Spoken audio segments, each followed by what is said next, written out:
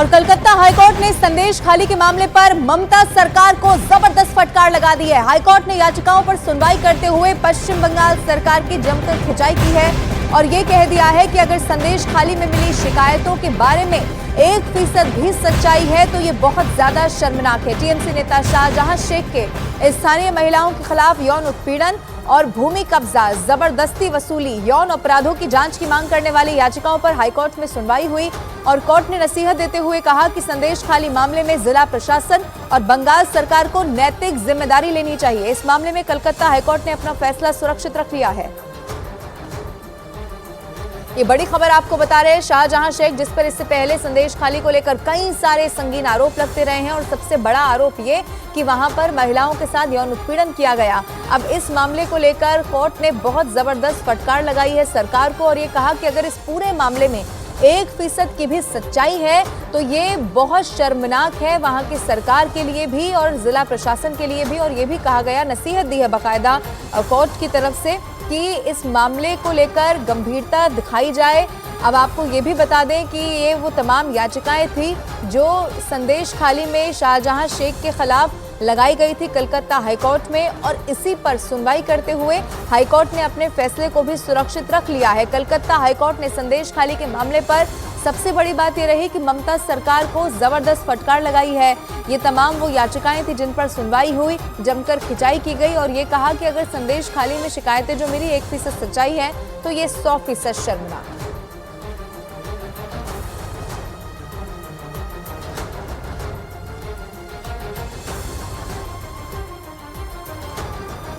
महाकोश, कच्ची घानी सरसों तेल और रिफाइंड सोयाबीन ऑयल, चुनो सही।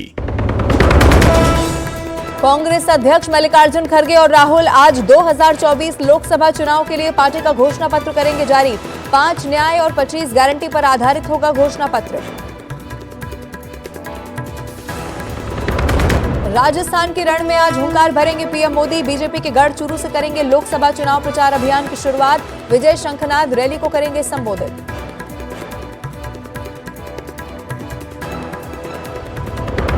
रॉबर्ट वाड्रा ने दिए चुनाव लड़ने के संकेत। अमेठी और रायबरेली से चुनाव लड़ने की जाहिर की इच्छा। बोला, लोग चाहते हैं गांधी परिवार से लड़े कोई चुनाव।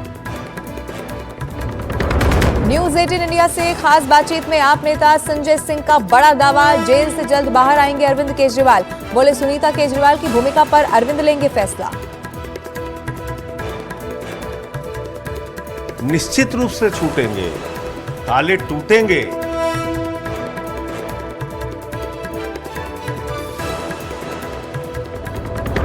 आरबीआई की 3 दिन की मौद्रिक नीति समिति की बैठक जारी। रेपो दर का आज होगा ऐलान। लोन महंगा होगा या सस्ता, इस पर टिकी आम जनता की नजर।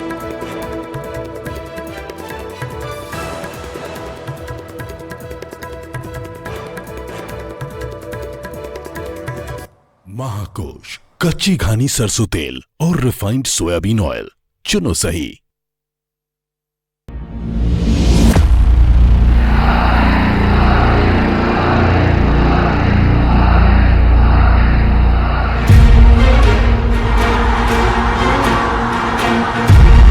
राजस्थान की Churu Lok Sabha seat hot seat बन गई है। बीजेपी और कांग्रेस के बीच जोरदार टक्कर छिड़ी है।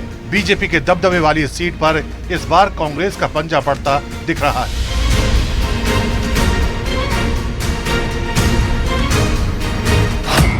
क्योंकि चूरू से 2 बार लगातार सांसद रहे राहुल कसवा बीजेपी छोड़कर कांग्रेस में जा चुके हैं। बीजेपी ने इस बार उनकी जगह पैरालंपिक्स में गोल्ड मेडल जीतने वाले देवेंद्र झाझड़िया को टिकट दिया है, तो राहुल कसवा ने भी अपना पाला बदल लिया। यानी एक तरफ कांग्रेस से मजे हुए नेता राहुल कसवा मैदान में हैं, तो बीजेपी से देवेंद्र झाझड़िया, जिन्होंने पहली बार राजनीति में कदम रखा है। राहुल कसवा जाट समुदाय से हैं और चूरू में 4.5 लाख जाट मतदाता हैं। 1999 से उनका परिवार बीजेपी के बैनर तले चूरू सीट पर जीत दर्ज कराता आ रहा है। लेकिन अब राहुल कसवा के कांग्रेस में जाने से चूरू में सियासी समीकरण बदल गए हैं। जाट समुदाय की गोलबंदी शुरू हो गई है। हालांकि बीजेपी प्रत्याशी देवेंद्र झाझड़िया भी जाट समुदाय से ही हैं, लेकिन कसवा की राजनीतिक विरासत और तजुर्बा उन पर भारी पड़ सकता है। ऐसे में चूरू सीट बीजेपी के लिए नाक का सवाल बन गई है। इसलिए पीएम खुद चूरू में चुनावी रैली करने जा रहे हैं। वहां 19 अप्रैल को वोटिंग है। वक्त ज्यादा नहीं है। यही वजह है कि बीजेपी ने चूरू में पीएम को आगे करके अपना सबसे ताकतवर सियासी दांव चल दिया है।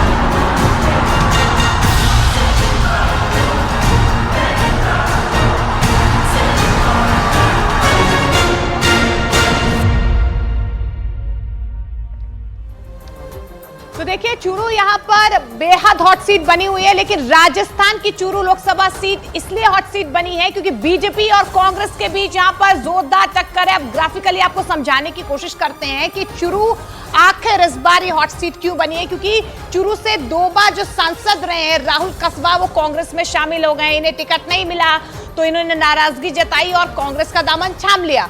अब बीजेपी ने एथलीट जो है देवेंद्र झांझड़िया, उन्हें चुनावी मैदान में उतारा है। नया दांव खेला गया है बीजेपी की तरफ से।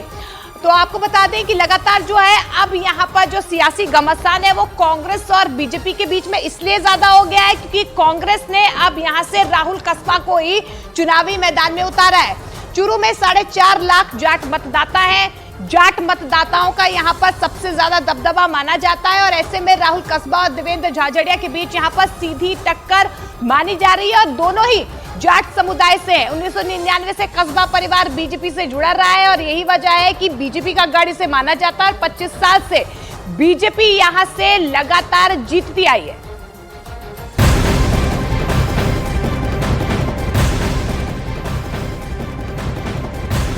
तो उधर राजस्थान की बाड़मेर लोकसभा सीट पर त्रिकोणीय मुकाबले की संभावना और ज्यादा बढ़ गई है। निर्दलीय प्रत्याशी के रूप में विधायक रविंद्र सिंह भाटी की ओर से 30 मार्च को 2 नामांकन पत्र दाखिल किए गए थे।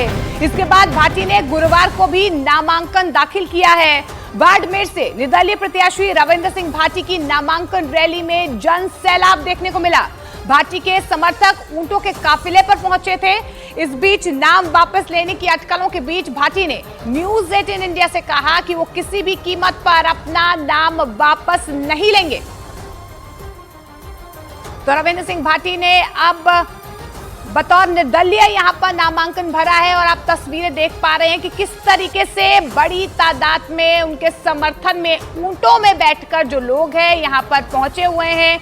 ऐसे में यहां पर मुकाबला जो है वो दिलचस्प होता नजर आ रहा है।